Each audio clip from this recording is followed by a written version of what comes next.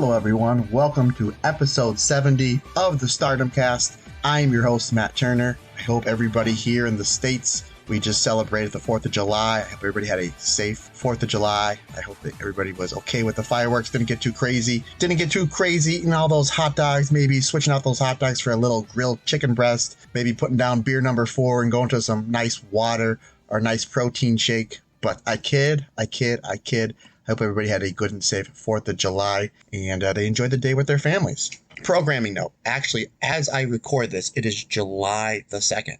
We're going to be releasing the weekly episode every Friday. So this should be in your feed Friday. Friday would be the 8th. Friday would be July 8th. So this should be up in your feed July 8th. Now you might be saying, Uncle MT, why are we getting this so early? So here's what happened. Again, I like to tell everybody what's going on a little behind the scenes, behind the curtain here at the Stardom Cast. So my main man, Sean Montrose, he is going away for a few days. Him and his beautiful bride are going away for their anniversary. I believe it would be their 4th anniversary. I think he told me he got married in 2018. My quick math skills will tell me that's 4th. Sean, I know you're listening. If I'm wrong, by all means, cut yourself in and say, no, Matt, it's 5th. If I'm right, leave this in. Leave it in. This way it'll show our listeners how fantastic at math I am. Yeah, hey, Matt, this is Sean in the control booth. I just spoke with the stats and research department here at the Stardom Cast, and they have informed me that you are correct with your math. It is 4 years, and I think we have a prize for... hold on. What's that? No prize. But I said there was a prize. There's no prize. Okay, I'm sorry. I'm being told there's no prize. Go ahead and get back to your show. Anywho, so instead of not having an episode this week, Sean called me up, being the brains of this operation, and make no mistake about it, if it wasn't for Sean, this podcast might not be happening. I mean, he does a lot of the heavy lifting. I know it's my voice that you hear, but Sean does all the heavy lifting. He does all the fancy editing, all that cleans up all my mistakes or this or that or whatever, make sure that it's, crisp and clean for you. And he comes up with so many great ideas, including this great idea. He said, well, instead of not having a show, why don't you record something earlier during the week and then give it to me? I'll edit it, I'll clean it up, I'll do what I need to do, and I'll put it in the feeder sent out on Friday. Now, again, what we're trying to do here is we're trying to get on a schedule. Again, I've only been doing this a handful of weeks or so I'm just trying to get some reps and trying to get some momentum, trying to get a good feel on what's going on. So we decided that we're going to release the weekly podcast every Friday. So if anything happens between now, the 2nd, and Friday the 8th, and you're wondering like, well, geez, Sasha Banks just said she's going to wrestle Stardom. How come Matt didn't cover that? Well, I'll cover it next week. Also next week, I'll be covering the show from the 2nd, the show from the 3rd, and obviously the stacked pay-per-view that is going to be on Saturday. We're going to preview that at the end of this episode. As far as the Patreon goes, there's a lot of stuff that I've been pumping out. We're still trying to get a schedule for that. Due out for the white belt and red belt tier Patreon members. It's in the can. We're just waiting for it to upload. Is the dream match booking that I booked the Stardom cards of current roster and dream roster. B. Priestley red belt retrospective is in the can, ready to be edited and put up. And then I believe just yesterday for the red belt tier Patreon members, I did the watch along review and breakdown of Kairi Hojo defending the World of Stardom Championship versus Meiko Satomura. And I believe this week I'll be recording the next watch along, which will be from end of the year Climax 2019 between Hana Kimura and Julia. Also, probably by the time you listen to this, the poll will be over, but we're going to try to get on a better schedule for July. So for the white belt and red belt tier Patreons, the 4 choices I put up on Twitter were the Utami Hayashishita World of Stardom review, Tam Nakano, the Wonder of Stardom review, Arisa Hoshinki, Wonder of Stardom review, and Kairi Hojo, World of Stardom review. So whatever the 2 top vote getters, those are the 2 episodes I'll be doing in July. And again, I thank everybody for your patience. We're just trying to figure out, get a better rhythm, a better flow when things are going to be coming out. But as of right now, and as usual, cards subject to change, the weekly episode will be on your feed every Friday morning. And what a better way to start your weekend than to be listening to me talking about Stardom. So, what is there to talk about? How about potentially the biggest news in Stardom in a long time? And considering the fact there's been a lot of fantastic news in Stardom over the last 7-8 months, this one could be a biggie. So not unless you're living underneath a rock, you have heard, per reported, Dave Meltzer from the Wrestling Observer, that the GOAT of Stardom, the queen herself, Io Shirai, has not, as of this recording, again, something could happen in the next 5 or 6 days, but as of this recording, has not re-signed her contract for WWE. Not only that, but she has stated that she does not want to renew her contract and she wants to go back to Japan to be close with her family. Now, the report did say it is at the end of the month. So I'm assuming that her contract runs out the end of July. Could be the end of August. Sometimes they have an extension that they could put on these things. Obviously, a lot to unpack, and we're going to unpack it here because I'm super excited. For a million different reasons. I mean, I've gone on record on this podcast saying, not only is Io Shirai my favorite female wrestler of all time, I think she's the best female wrestler in the world right now, and I think she's the greatest female wrestler in the world. Now, granted, there is a lot of All Japan women's stuff in the 90s that I do need to watch, and I actually have a little bit of free time with the holiday here in the States coming up, and I'm going to go and try to watch as much stuff as I can just to see if I can validate, that response. But then again, it's my opinion. You can like what you like and dislike what you dislike. I mean, nobody's opinion's ever wrong. Okay, so like I said, let's get back to the Io Shirai possibly coming back to Stardom. Now, let's get what I think is the two things that may block her from coming back to Stardom, or the two things that may change her mind. Number one, she has told WWE management that she does not want to resign and she wants to go back to Japan. Could this be a negotiation tactic? Possibly. Io Shirai, not only is she the genius of the sky and a genius in the ring, she's a very smart businesswoman. We've seen wrestlers use this tactic before to try to get a better deal or higher merchandising money. I could be wrong, but I think even Shinsuke Nakamura used this tactic about a year or two ago, where he kind of hinted along the ways that, hey, once my contract's up, I'm thinking about going back to New Japan. They got wind of it. He got a better deal. I think he got like a 7-figure deal, and I think he got a little bit more merchandising money as well. And that's something that Io might be doing.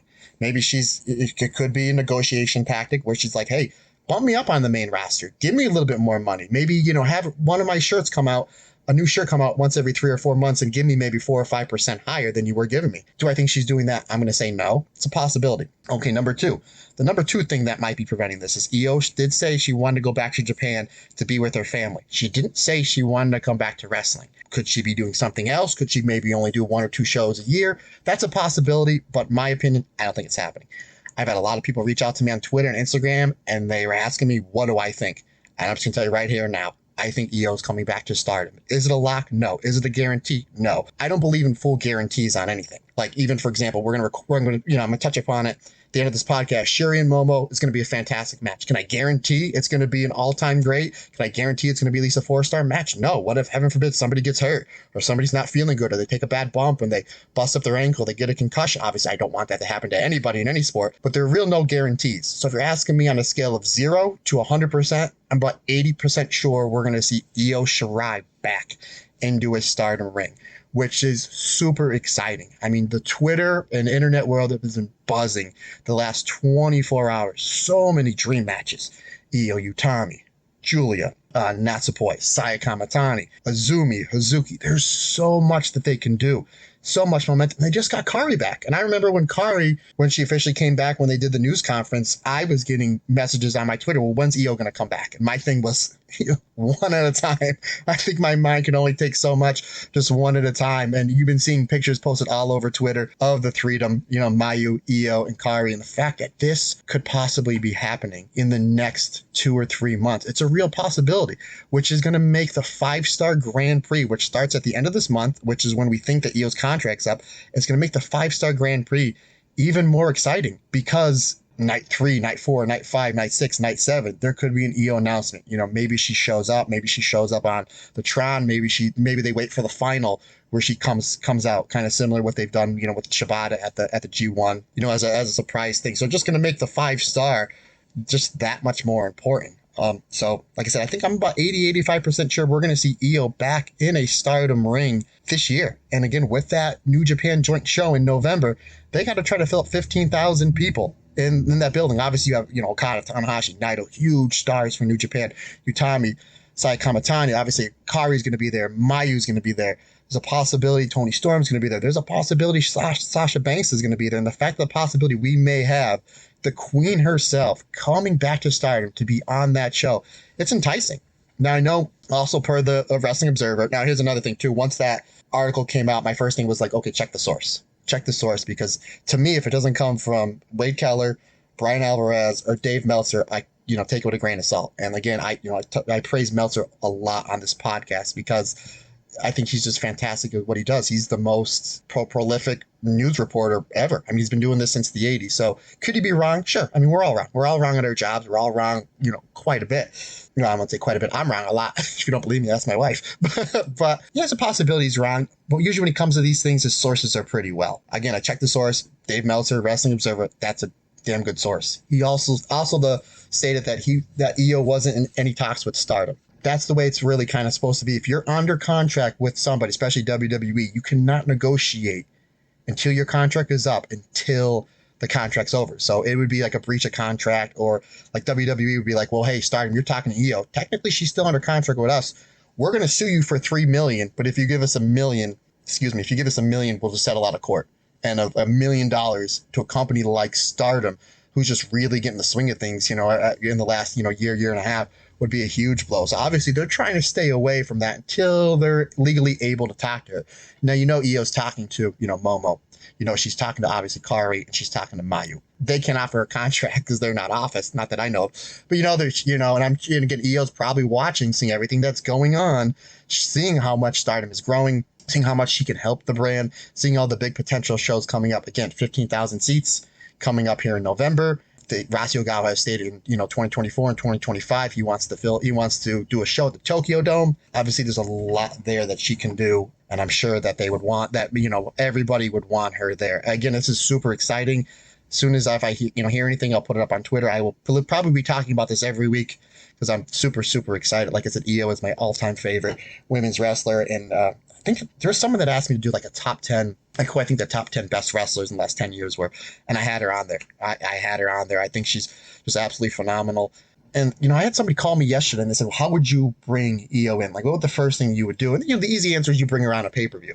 But I think really where Stardom needs to improve on, I mean, they're improving on everything. What they need to improve on is the website, getting live shows up, and even getting on an app. Like with New Japan, I mean, Bushiroad does own New Japan and Stardom. They have the app on the Fire Stick. Like if I want to watch a New Japan show, all I do is turn my TV on, I wake up my Fire Stick, my username and password is already saved in there, and then I can watch it live. One, they need to do the live stream, and two, they need to make it more accessible to a lot of viewers. I mean, I have a lot of friends, a lot of, my fans, the Matt Turner fans, and a lot of fellow wrestlers that really want to watch Stardom, but it's like there's too much of a hassle. They have to go through. They got to go to the website. They got to make this, that. It's too much nowadays. Where a lot of things is just it's a click of a button. Everything's easier. So I think what Stardom needs to do is, one, they need to improve on that, and two, I wouldn't debut on a pay-per-view. I would but bring her back like at like a Cork and Hull show.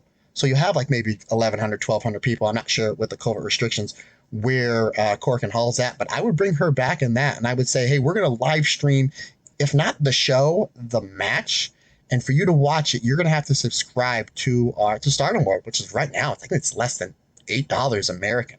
Just an absolute steal. So this way, instead of spending the $40, $45 or whatever the pay-per-view is, and you're just getting that one show, it's just like, well, okay, I subscribe to Stardom World, I have it for the next 30, 31 days, I just wanted to see Io's match. And if they don't live stream the match or the show, then you can at least do the match, or hey, about an hour or 2 hours after the show, we're going to put at least Io's match up. So this way you'll get a handful of people that'll pay, hey, it's $8.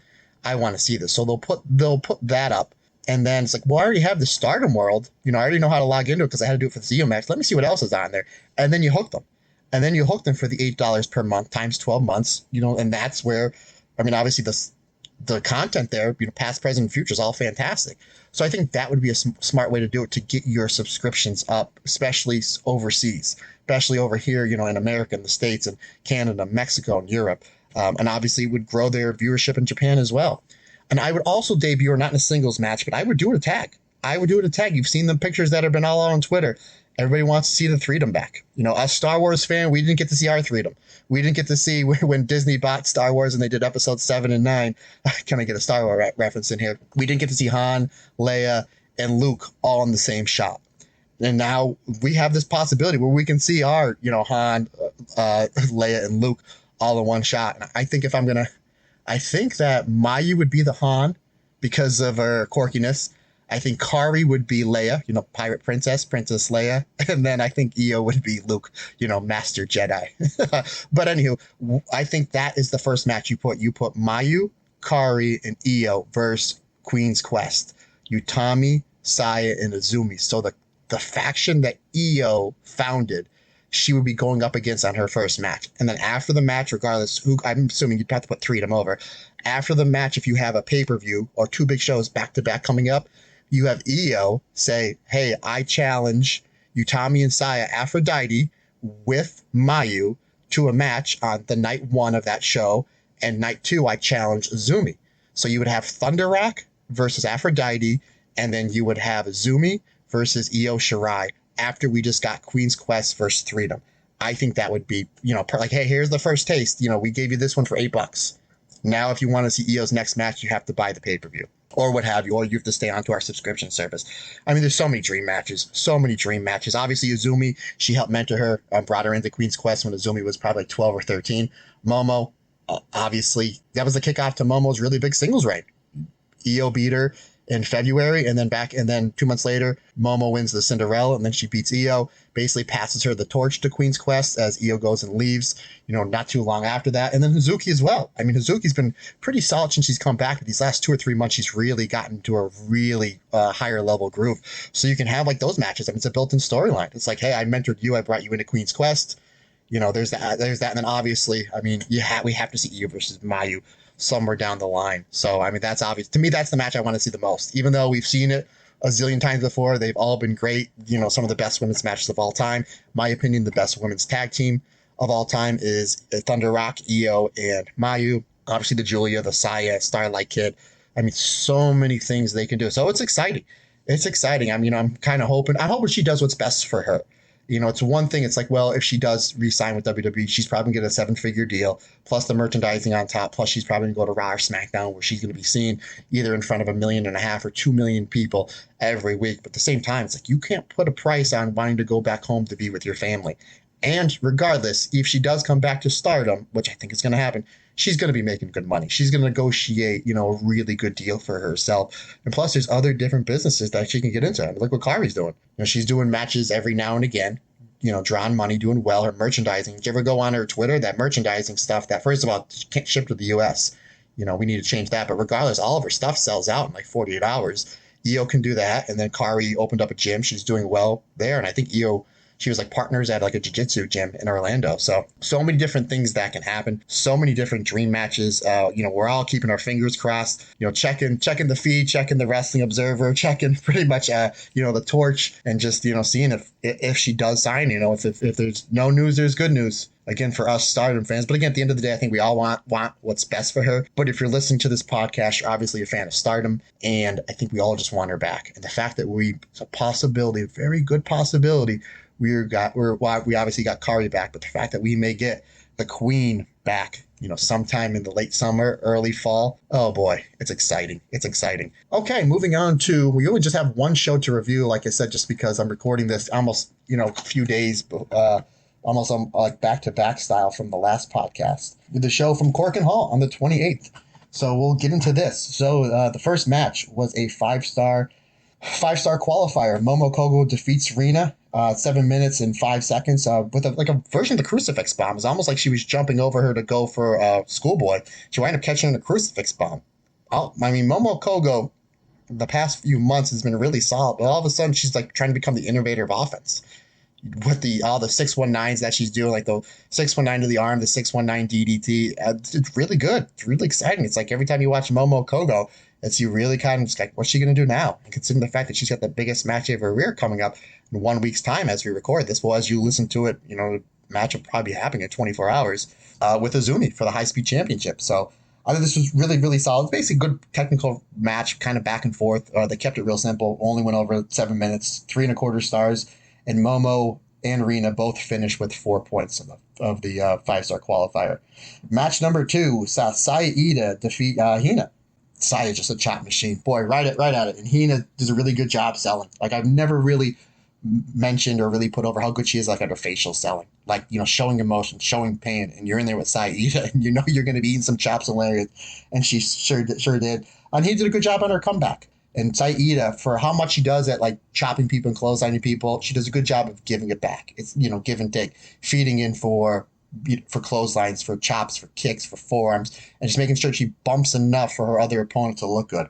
Saya does a really good job with that. Saya Ida hits the big lariat and the diamond dust, which she calls the Ida Rock. And I'm talking about Thunder Rock. We got the Ida Rock here for the win, 3.25 star, 6 minutes, 17 seconds. Saya Ida advances into the 5-star qualifier with 5 points, and Hina ends at a respectful 3 points. Match number 3 saw Mai Sakurai versus Ruaka. Basically, it looked like Ruaka just needed a draw here to go into the final. It seemed like anybody that had 5 points or more was going to go to the win here. So they did a really good job, showing Mai Sakurai with urgency, knowing she can't go to the 10-minute time limit, because I think Ruaka had 2 time limit draws, which would get her that 1 point. So if she gets a third here, not only does Mai Sakurai stay at 3 points, but Ruaka bumps up to 5 and pretty much mathematically would go into the tournament. So I thought they told, this match went just a hair under 6 minutes. They did a good job telling a really good story.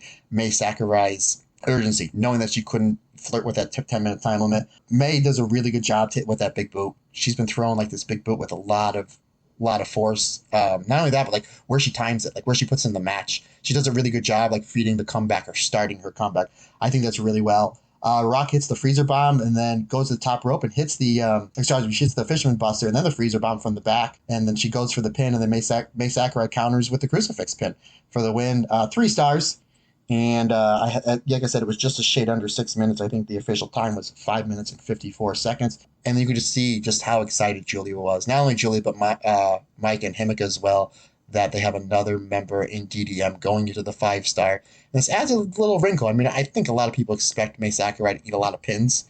But at the same time, she caught Koguma with this, back heel trip crucifix pin. She caught Ruaka with it here. So they can really build towards her matches or towards the finish with this, because they can catch anybody at any time. And that's what's cool about the 5-star. It's anybody can get upset at any time. So you're just not sure when she may pull out a win or two with this and then maybe tease it, 3, 4, 5 times. So it's going to make her matches that much interesting. And I know me and Rod bag on Mai Sakurai the last handful of months. But again, I will never bag on anybody that works hard and shows through. And she has proved me wrong. No doubt about that whatsoever. She has improved so much over the last 2 and 3 months that I'm really looking forward to seeing what she's going to do here in the 5-star. Is she going to rack up 8, 9, 10 points? Probably not. But I think she's going to have some really good matches at the end of this tournament. 2 things I know for sure. 1, she's going to be battered and bruised because it's a long, grueling tournament. 2, she's going to come out of it a way better wrestler than she did going in.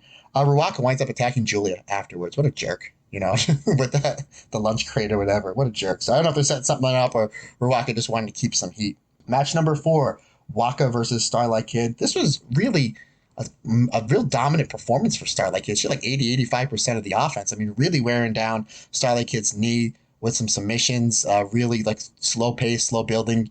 Waka doing a great job selling. And basically it built towards the end of the story where Waka did the Tiger Suplex sliding pin, like the Marufuji style Tiger Suplex sliding pin. And it really had the crowd. They thought that, boy, Waka's just, getting her butt kicked here for a good majority of this match, and she may pull out. Obviously, she didn't, and Starlight Kid wins with a modified stretch muffler. So, like, she had the stretch muffler on and then, like, basically put her back heel on Waka's throat to, like, choke her out. I thought that was very innovative. We've seen Starlight Kid winning matches going back to the Texas Cloverleaf, and now we have this. Obviously, she has the moonsault. She's been doing the Jericho moonsault off the rope. She brought that in, and she has the Black Tiger driver. So Starlight Kid with a lot of different ways to beat you going into the 5-star. Match number 5, match that absolutely, I knew this was going to be good, but I didn't think it was going to be this good. This one absolutely stole the show. Hana defending the future of Stardom Championship against Just Tap Outs. Let's see if I get this right. Tamaka Inaba. I think I got it. This is really good. I mean, right off the bat, Inaba was going after Hana's knee. Hana countered with her big style offense. Obviously, she has the judo stuff. I'm a big fan of like when she's getting ready to have her opponent feed a comeback, and she starts with the judo, throwing a lot of stuff to the knees. There's a lot of really good submissions here. The rocker dropper, the Hana special, the backdrop driver. A lot of really good stuff here to try to counter Inaba's. I mean, her name of promotion is Just Tap Out, so she really does a good job going for the knee. Really good strikes back and forth. It was a really good back and forth match. Excuse me, Inaba took maybe the first part of the match, and then Hana got back up, so it made it 50-50 as they got to the last 2 or 3 minutes of the match. And then Inaba does this really good, she did a couple times, this really good spinning leg lock into a knee bar. And I'm not sure that maybe that's her finish. I haven't seen her in anything outside of the New Blood shows or this, so I'm pretty sure that was her go-to. And I thought this was smart if you're going to go to time limit draw to have the champion go on the underneath. So as the time expires, she's in the knee bar. So it sets it up somewhere down the line for an automatic rematch. Just a big fan of Inaba. I'm pretty sure she's going to be. I'm going to do a quick little preview of it before we close this episode out. But I think she's on the New Blood 3 show, which actually, if you're listening to this as soon as it comes out, it's probably airing, right now because I believe that show's on Friday. Like I said, this podcast is dropping on Friday. So I thought this was terrific. 3 3/4 stars. I thought this was Hannah's best title defense. They gave it time. Usually her matches go 6, 7, 8 minutes, and the fact that they gave a little more time to tell her story just goes to show that okay, we know Hannah can do this at a longer time and a bigger stage, and the fact that she's in the 5-star, that's good. She's another one that's probably going to be in a couple pinfalls, but at the same time she's going to be in there with the top tier, the top tier wrestlers in Stardom. So we're going to see just really how good she is, and I said before, I think on not the episode, this one, but the one before, I think episode 67 or 68, like when I see Hannah, I see the future of Stardom. And I think she could be one that in 5-6 years will be the first one to win all the belts. The future, the SWA, artist, the tag, maybe tagging with one of her sisters, the goddess, the wonder, and the future. I think that she can be maybe the first one to do that. Because I just don't think Io and Mayu, who's won every one but that one, I just don't think that they would qualify for the Future of Stardom Championship. I mean, it is wrestling. We can always retcon rules. But I see Hannah in 5-6 years being a real, let's knock on wood, she stays injury-free, but I see her being a real big star. And I think her stock rises with every title defense, and I think her stock is going to shoot up huge after the 5-star. Afterwards, she calls out for her next challenger, and it comes out to be Waka. Waka, who now... I'm a big fan of the storyline, what they're doing with Waka. You're wondering when she's going to get her first win. Is she going to break up with Cosmic Angels? We've seen some, a little bit of cracks there at the pay-per-view last week with her and Unagi. You get to the point where Tam kicks her out because she's constantly losing these matches. So there's that story, but at the same time, it's like, I'm not a fan if you've lost so many matches, then you're going to get a title shot. Again, I always go to, we need to suspend disbelief, and this is 100% real. It's 100% shoot. So you always look to what Ricky Steamboat, what taught me when his time at Ring of Honor is what's the most real combat sport? When he, in the 60s and 70s, when he was breaking in, it was boxing. Right now, for us, it's MMA. So say a fighter loses 4 or 5 fights in a row, and then they get a title shot. To me, it just doesn't make sense. Doesn't make sense. Even Conor McGregor, who's the biggest draw in the history of the sport, no doubt about it. It's not even close. But it's the fact that he might be coming back and getting a title shot. It's he's won one fight in 5 years. I don't know. Doesn't make sense. But anywho, I know that match should be really good. So, and I believe that they mentioned that's for the pay-per-view next week. So I believe that's on my run sheet to go over that. So again, solid outing match between Inaba and Hannah. Match number 6 this was a Captain's Fall. This was the Captain Falls match with no, I'm so sorry. That was match number 7. I'm getting ahead of myself here.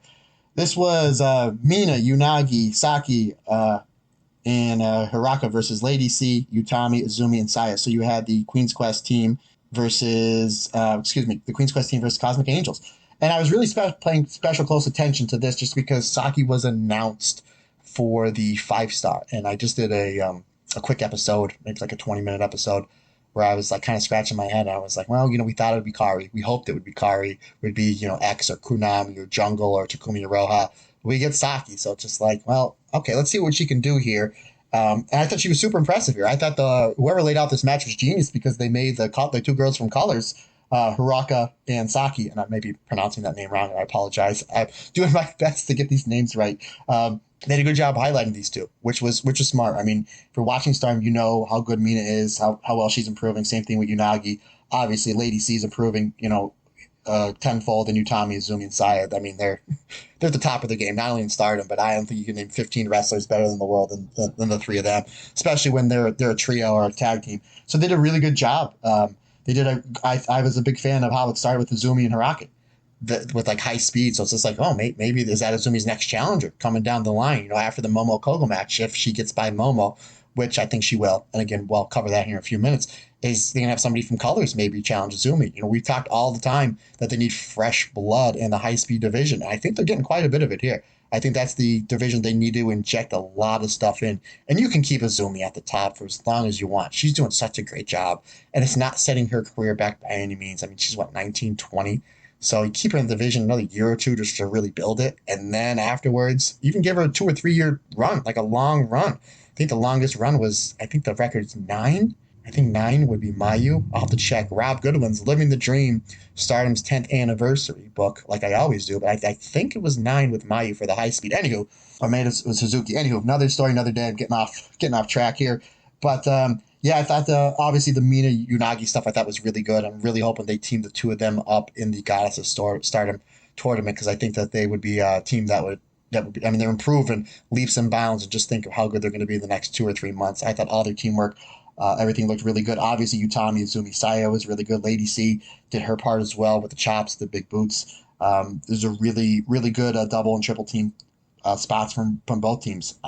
Big fan of the finish. How Tommy, Sai, and Izumi, they went for that magic killer with Sayo with the springboard drop kick, and then the Cosmic Angels team countered it, and Utami eats the swinging DDT. I thought that was really good. Unagi and Mina, they hit their almost like backpack bulldog double team finisher, and then Saki winds up hitting Lady C with the brainbuster. 10 minutes, 28 seconds. I had this at 3 3/4 stars. I thought this was excellent and a great way to showcase not only the two girls from Colors, but Saki as well, as we're just 4 weeks away from the 5-star. And I hope that's what happened. I hope like 1 or 2 shows a week building up towards the 5 stars, that we're doing a really good job. Stardom is going to continue to do a really good job to highlight Saki. The only thing is that Brainbuster may need a little work, maybe just because it's on Lady C, and she's the tallest member of the roster. Maybe just kind of threw some of the momentum off a little. But other than that, a solid outing. So, okay, match number 7. Hold on one sec, a little drink.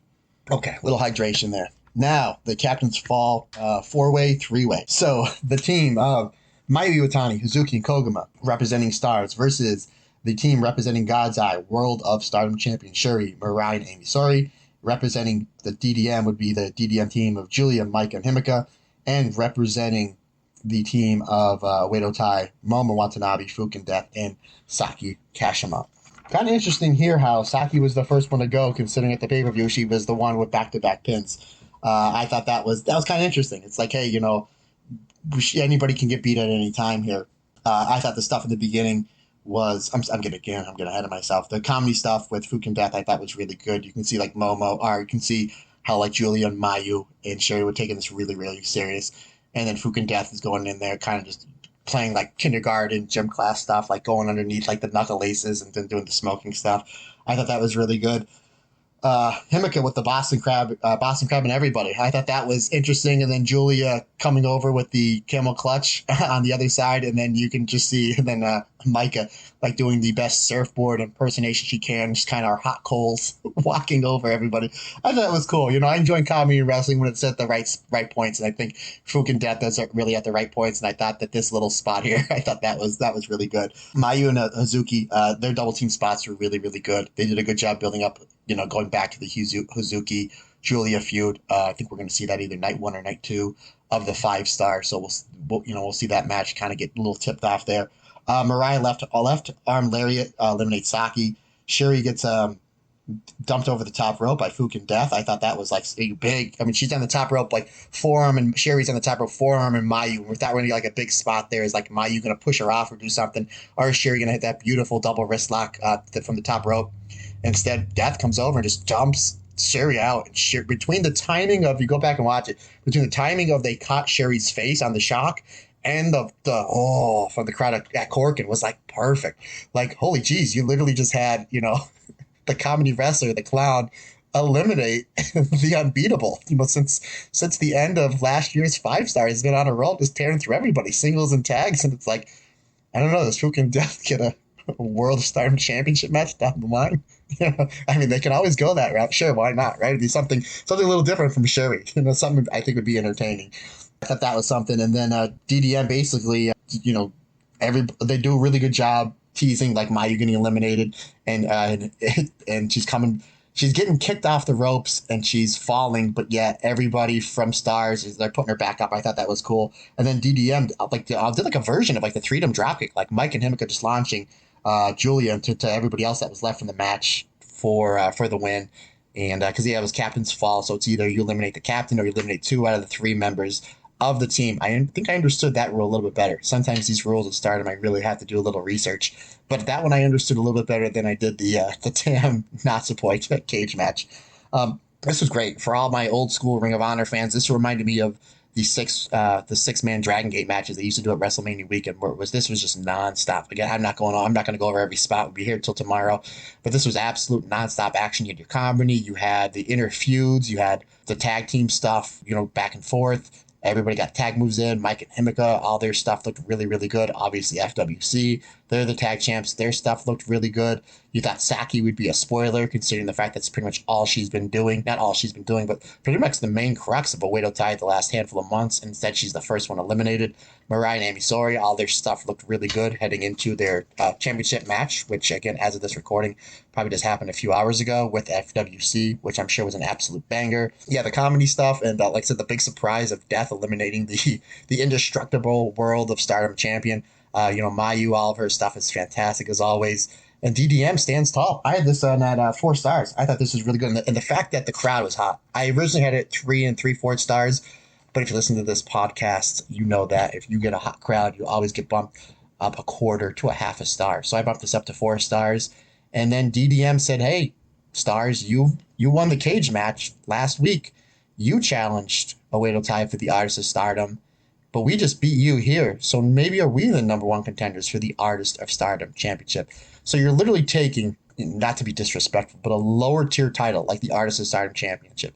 You put it on Saki, who's been rolling everybody up with the Kichikasai, Starlight Kid, who in a week's time, or this weekend as you listen to it, is challenging Saya Kamatani for the Wonder of Stardom Champion, and then Momo, who's challenging Shuri for the World of Stardom Champion. So, I mean, don't get me wrong, I thought Cosmic Angels did a great job with it last year. DDM, My Himapoi, done a great job with it up until they lost it. But now this is like a real main event championship title. I mean, you can literally put the champions, Oedo Tai, in the main event defending these belts on Cork and Hall, and they'll draw your 800 to 900 people. And now it's just like, we already have 2 challengers lined up. You have Mayu, who's the SWA champion, FWC, who as this recording are the Goddess Stardom champions. You can put that match up, or you can put Julia, Mike, and Himika. I mean, there's a whole, couple different things. So you already have your next 2 title matches, and you can intertwine them. You want to play hot potato between those 3 teams? I got no problem with it. So really interesting how they've just really put such a huge focus on all the championships. So, I mean, kudos to Stardom. Match number 7, our main event, Tam Nakano versus Natsupoi. Now, we just seen them have a cage match. So now it's like you're going to have a singles match with some rules. Okay, not a problem. Obviously, the cage match caught a lot of buzz. Again, Dave Meltzer, Wrestling Observer, really, really put it over. I think usually he doesn't do the ratings for Stardom just because of everything else that he does. So he says, I think he made a quote a couple months ago that he would love to watch as much Stardom as he can. It's just, I mean, he's watching Noah, AEW, WWE, NXT. He's writing for the Wrestling Observer, this or that. But I know that he'll watch matches when it's created a lot of buzz, and he watched the Tam Natsupoi cage match. I think he gave it 4.5 stars, which I think is what I gave it. He gave the main event, the Stars versus Queen's Quest, 4.25, where I had it 4 3/4 because I actually liked that match a little bit better. But anywho, smart. You're kind of going back to back here. You're getting buzz. You're putting this as the main event Cork and Hall show. And they basically, these 2 pick up right where they left off. They really, go at it, with strikes, slaps, punches. They pitch each other to the outside, and Tam gets a little chippy. As the ref is trying to, get Tam away, she basically takes the ref and kind of like tosses him. Now, I'm not a big fan of abuse on a ref, but you understand the context of it. It's not like she gave him like the violent screwdriver. She just kind of grabbed him by the back of the head and shoved him away as she's being aggressive. So you understand the story, and that's like, okay, I'll let Tam get away with that. Just in the context of the story, it makes sense. The 2 of them slam each other on the outside, but that's not enough. We have to remove the padding. And they do a good job building the spot. I always talk about building the spot. They go back and forth of who's going to eat the slam onto the hard floor of Cork and Hall. It turns out Tam slams Natsupoi. Huge thud, great sell, great pacing. They didn't rush it. This was very much in the veins of like an All Japan style match with a lot of strikes, a lot of big suplexes, a lot of big head dumps. And they took their time. They still got the selling in. They got the storytelling in. I thought, everything was really solid back and forth. Like I said, lots of heavy strikes, lots of real big bumps. Natsupoi misses a Ferial Gift, and then Tam hits her with a violent shooting. I thought that was really good selling. And then Tam hits a Ferial Gift and gets 2. Natsupoi gets back up on Tam. How she does that was some stiff strikes. I think I even put on Twitter when We Are Stardom, put up the clip of Natsupoi just kicking, or no, sorry, not kicking, forearm after forearm, slap after slap, and then hits this big spin kick on Tam to put her down. I think I made mention that like she must have been watching like a Kawada match from the King's Road era and said, "Oh, I'm gonna take this and then make it my own, but I'm gonna put like this this style and this ferocity into this match." Just drills Tam and then hits 4 Pharaoh gifts one after another. I thought this was the end of the match. It was not. As Tam kicks out, they go back and forth, dropping on each other on their heads. I mean, the tiger suplex that Tam does, the bridge that she does, just absolutely stunning. I mean, it's just fantastic. You can see how she, a la Kurt Hennig, gets up on those toes. Eventually, Natsupoi gets back up on Tam. She hits the Pharaoh gift, but this time with like double knees, and then she picks her up and she hits the straight jacket German suplex, the fairy strain. 20 minutes, 31 seconds, 4 3/4 stars. I like this one back better than the cage. I've seen some people back and forth on it. I like this one a little bit better than the cage. I think the crowd atmosphere was better, and they weren't, with the cage adds in a little more violence, but at the same time, it's like you can go to the outside. So, it's give and take. I thought this was a little bit better than the cage match. Let me know which match you like better. Hit me up, Matt Turner OF on the Twitter or the Instagram. I am going to just 2 quick things, and then we'll get on out of here. The New Blood 3 show. I'm just going to do a quick review, as I just don't know everybody on the show. There is a good majority of people that I do know. The match that I'm looking forward to the most, though, is Mirai and Suzu Suzuki. The fact that I'm assuming this is going to be streamed live on their Stardom's YouTube channel, and the fact that we don't, by we I mean nobody, other than as long as you have internet, you get to see Mirai versus Suzu Suzuki for free. So that's going to be fantastic. You have Yuri versus Mei Sakurai. That'll be good. I'm assuming Mei gets a win here. Gets a little momentum going into the 5-star. The Just Tap Out team versus the Stars team. We got Hana, Saida, Momo Kogo. That should be good. That'll be solid. You have Colors teaming with Cosmic Angels going up against the Oedo Tai, an 8-person tag. And for what I believe is the main event, Julia. I mean, you get a big star like Julia on your free YouTube show, you can get a lot of views here. I'm assuming that this probably sold out for tickets versus Miyu Amasaki. We talk about a lot on this podcast how Miyu started wrestling, I think 5-6 months, and she's wrestling like she's 3 or 4 years in. And the fact that she's wrestling Julia, Julia's going to take care of her. I'm assuming Julia's going to go up on this one. She's going to take care of her. And by take care of her, I mean not just like safety-wise in the ring, because she's going to be a little stiff on the strikes, as well as she should be, because that's kind of what she's been sticking to these past couple months on her offense to set up some of her submissions. But I mean, she's going to take care of her by she's going to be giving her the right amount of stuff, the right time, selling her for enough, and basically pushing Miyu Amasaki where she needs to be in the next couple months. So I'm really excited for the Miyu versus Julia match and the Suzu versus Mirai match. That match is gonna be fantastic. And considering the fact that Mirai and Suzu Suzuki are both in the 5-star, I think that one is going to go to the time limit draw. But hey, that's okay. I mean, that means we're not going to get a 7-8 minute match. So I think the time limit's 15 minutes. So if we get 15 minutes of Mirai versus Suzu Suzuki on free YouTube TV, what are we complaining about? Should have nothing to complain about. Before we get into the second part of the main event of this podcast, I think the main event would be Io Shirai's possible comeback. But just actually, before I started recording, I just got a message here on Twitter that they have signed for their Stardom Showcase show. It'll be a 3-way coffin match. Starlight Kid, Saya Kamatani, and the Grim Reaper. Not sure what to make of this. Maybe we'll see who the Grim Reaper is. We've seen the Grim Reaper choke out Saya Kamatani, Rasi Ogawa, and Starlight Kid. And these, I have to be honest, these horrible yet funny backstage segments. Rasi Ogawa is a genius booker.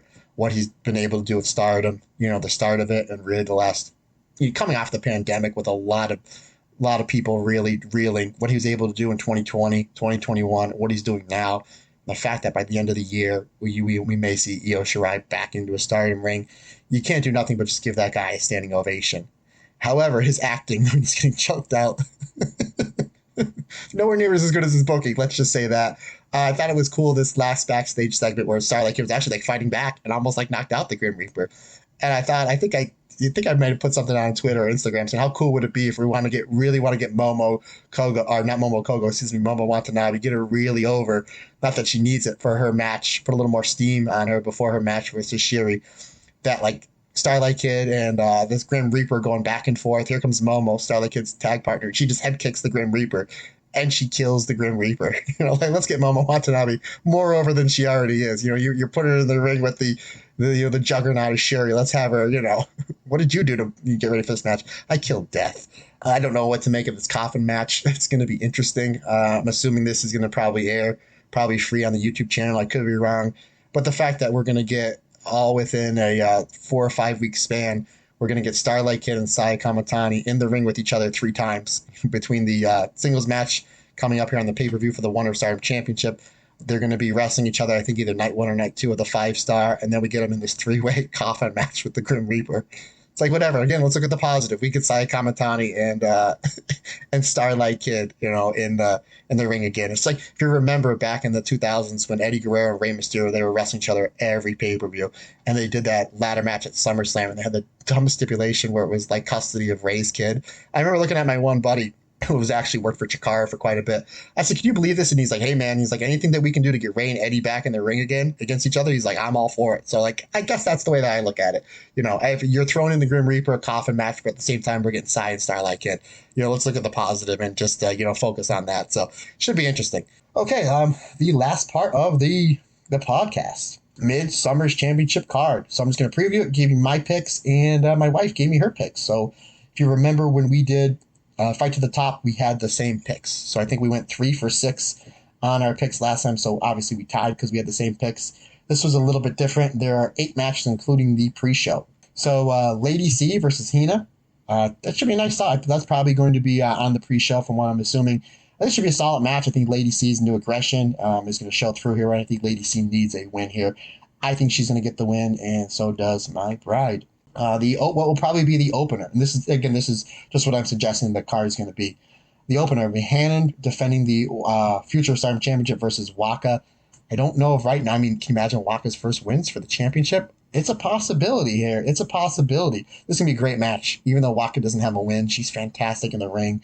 But I see Hannah retaining here. I think this one will be another really solid match, though. Another solid title defense from Hannah. Plus, she has to have the rematch from the time limit draw from the Corkin show. So I think that'll be coming down the line, too. So I see her retaining. So does Amber. Where we disagree on the next one is the tag match. Utami Hayashishita and Miyu Amasaki versus the team of Mirai and Amy Sori. I think they're doing a good job building up Mirai and Amy Sori. They just had a tag title shot. I just don't see them losing. I don't know what happened in the match. It just happened this morning with FWC. I'm assuming that they did not win the belts, but even if they won the belts, I don't see them losing here.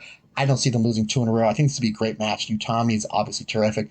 Miyu's really coming into her own, and Mirai and Amy Sori are really, really good. I just hope this match gets like a little bit more than 10 minutes. That's my only worry is like if this goes like 6 or 7, I still think it'll be good, but I think they give it a little bit of time. Considering the fact it's second on the card, my only concern is it doesn't get the proper time. I think it will. I have the God's Eye team winning, and my wife has Utami and Miyu winning. It should be a fantastic match. Match number 3 it'll be 8-person tag, the Stars team of Mayu Iwatani, Hazuki, Koguma, and Saida versus the Ueda Tai team of Ruwaka, Rina, Fukin Death, Saki Kashima. Okay, I think a lot of people are going to say that the Stars teams win here, and that's who I have, and that's who my wife has. However, with Saki Kashima, the Kishikasai is the most feared move, maybe, in all of Stardom. And you have Fukin Death in here as well. So you have 2 people that are masters at roll-ups. I don't think it's going to happen. I think you're going to see a lot of teases, especially Saki onto Mayu, because that's Mayu's kryptonite. But I see the Stars team winning here. Match number 4 is the match that was built at the last Corkin show. So at the end of Tam and Natsupoi, so they're 1-1 in their matches. First of all, they did after they were kind of teasing that the 2 of them were retired. The 2 of them said, we're never going to retire. I didn't think Tam was going to retire. I know a lot of people said, no, Tam's retiring at the end of this year. I was sweating that one out a little bit, but when she said, no, I'll never retire, feel a little bit better about it. So they did set up, it's going to be a unit versus unit match, which is kind of odd considering the fact that Natsupoi's not the leader of DDM, Julie is, but Tam's the leader of Cosmic Angels. But regardless, this will be fantastic. Maika, Himika, Natsupoi, Julia, and the returning Tekla. I believe this will be her, not only she wrestled the shows this weekend, but I think it's her first match back from her shoulder injury. So it'd be nice to see her. Versus Tam, Nakano, Mina Shirakawa, Unagi, Saki, Hiroku, and Yuki Sakurai. Again, I will spend the weekend trying to get those names right from the colors, from the folks over at Colors that are now part of Cosmic Angels. I think this would be really good, considering the fact that you have the added stipulation onto it makes it even more important. Obviously, Micah, Himika, Natsupoi, former Artists of Stardom champions, and Tam, Mina, and Unagi. I think Saki, they're going to do a good job highlighting Saki here to see what she can do against Micah, Himika, Natsupoi, Julia, and Tekla, considering the fact that they're all in the 5-star. Granted, different blocks, but it'll be really cool just to see what she can do in there with those 5. I think that they're doing a good job pushing Tam. They're getting a lot behind her. Even with the loss on Natsupoi, people were really talking about how well Tam was in that match. Now, granted, Natsupoi is fantastic as well. Her stock is going up as well, but I think you need to put a little bit more steam behind Tam, as she's one of the favorites to come out of one of the blocks as the winner, and one of the favorites that may win the whole thing. I also think you're going to see some teasing with Tam and Julia here, as a lot of people have the early pick for the finals of the 5-star coming up here in the next few months. It's going to be interesting to see how well Tekla is after her shoulder injury, considering that she is a gymaholic and a workaholic. I think she'll be fine here. I'm going to say, because of the push that they need to get more steam behind Tam, I'm going to say that the Cosmic Angels win. Amber thinks that they're going to get more steam going behind Julia to win the 5-star, so she has DDM on the win. Okay, the last 3 matches. 3 title matches. Azumi versus Momo Kogo. I don't think anybody expects Momo Kogo to win here, but I think a lot of people expect her to have a fantastic showing. Azumi's one of the top 5 for wrestlers of the year. I don't think you're going to see anything different here. I think you're going to see Momo Kogo have her best match. She's been improving so much these last 4 or 5 shows, and the fact that she's in there with Azumi, I think you're going to see high speed, you're going to see submissions, you're going to see that 619 innovative style or Tiger Fake Kick, whatever you want to call it, from Momo Kogo. I think you'll see a couple new moves in her arsenal. I think she'll break a couple things out, but I see Azumi retaining here. Match number 6, the co-main event for the Wonder of Stardom Championship. Starlight Kid challenges Saya Kamatani. It would be, to me, on paper, for how well they've been building Starlight Kid, it would be like a 50-50 match. But considering the fact that the big picture that they're showing is this little mini feud with Kari and Saya. Obviously, we're going to see Kari and Mystery Person, I think it's Toni Storm, versus Aphrodite, Utami, and Saya Kamatani. And now that I'm just thinking about it, that's what that little pause was for. What if Kari waits 2 or 3 months and it's Kari and Io? Jeepers. Oh, jeez. Anywho, I'll be here all day talking about that. It's a possibility, folks. I think that they're putting, and not only that, but like Kari on these promos she's talking about the white belt, the belt that she made famous, the belt that she took from mid card belt to our co-main event belt to a main event belt. So I think that when they do, if you want to get the most steam out of that match, and again, that might be coming off the 5-star going into that November show with New Japan, maybe you do Saya versus Kari singles match for the white belt. That's why I don't think you take it off her here. I think Saya Kamatani retains. My bride, on the other hand, thinks it's going to be Starlight Kid. So it's nice that we have a difference of opinion. Main event, the most exciting match, pretty much the best match in all of wrestling they can put on paper, at least for me. World of Stardom Championships, Momo Watanabe challenges Shuri for the championship. This is a match that we've all been wanting to see since the beginning of the year. They did kind of the slow build to see what they were going to do with Momo. Obviously, you had a really good, doing fantastic with the tag stuff with the Widow Tai, especially Starlight Kid, and 1/3 of the Artists of Stardom champions. This is a tough one. It's a tough one, but when business is good, you keep the belt on the champion. I think there is a possibility, a decent possibility, you're going to see time limit draw or double knockout. I think that's a good possibility, but I think the more possible thing here is Shuri retains. I would not be shocked if Momo wins here, but I just don't think now is the right time. I always say pro wrestling doesn't owe anybody anything, but when it comes to Stardom, there's only 3 things I want to see from Stardom. Number 1 is for them to continue to put on great matches and keep building the brand, which they're doing. Number 2 is somewhere down the line, Momo's only 22 or 23, somewhere down the line, Momo to hold the red belt, even if just for one day. She sure deserves it. And then number 3 is an Io Shirai return to Stardom, which, geez, we might be getting. But with all that being said, I think Shuri retains here. I'm going to say it's maybe 50% Shuri retaining. I'm going to say 20% either a draw or a inconclusive finish, like a double knockout, and then a 30% Momo winning. Again, I wouldn't be shocked if Momo wins, but I think going into the 5-star, I think Shuri's going to be the champion. But I think that if you do like you do a fantastic match and you have like a 30-minute draw or a double knockout, that just gives Momo, you can now say, well, wait a minute, everyone has Julia pegged to win the blue block. I think they're in the blue block together. But what about Momo? What if Momo then, comes away? She made the finals last year. What if she gets the win and then you run it back with her and Sherry? I'm going to have no problem with that whatsoever. So, but that's it, gang. I thought this was going to be a shorter episode just because I only had one show to review and one show to preview. But the Io Shirai stuff obviously took up quite a bit of time, and rightfully so. I know everybody's excited about the potential of that coming out. I want to thank everybody with their patience on just certain things coming out at certain times. Like I said at the beginning of the podcast, the weekly episode will probably get out every Friday morning. The Patreon episodes, like I said, there's a couple of them that are in the can, ready to go. Those will be released when they're all edited up, ready to rock and roll. Again, Sean is just doing an absolute fantastic job. You're just banging stuff out, clearing everything up. He's a great job with the intro, the outro, getting everything up, and just always constantly staying in constant contact with me. And considering the fact that he's never seen a Stardom show, he's just always giving me really good opinions or really good advice on, maybe or good suggestions that 9.5 times out of 10 I go with. So, the biggest thanks to him. And again, by all, hey, if you're a fan of this podcast, you'd be a fan of him. So, go follow him on social media, Sean Montrose. Go listen to his podcast he does with his beautiful bride, the illest couple. Absolutely. Not only is it real informative, it's funny. It is so funny. But and you get a lot of good material in there as well. I mean, we can all do better. We can all do better with mental health. We can all be a little bit better each day. And that's what we're trying to do here.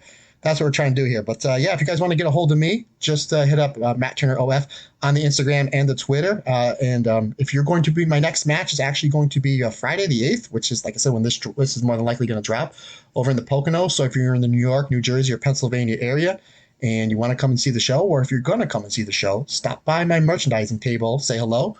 Let me know that you are a listener of the Stardom Cast, and I'll make sure I hook you up with some stuff. I'm going to wrap up episode 70. Remember, we're all in this together. And remember, everybody's different. Everybody's special. Love you guys. Have a great day.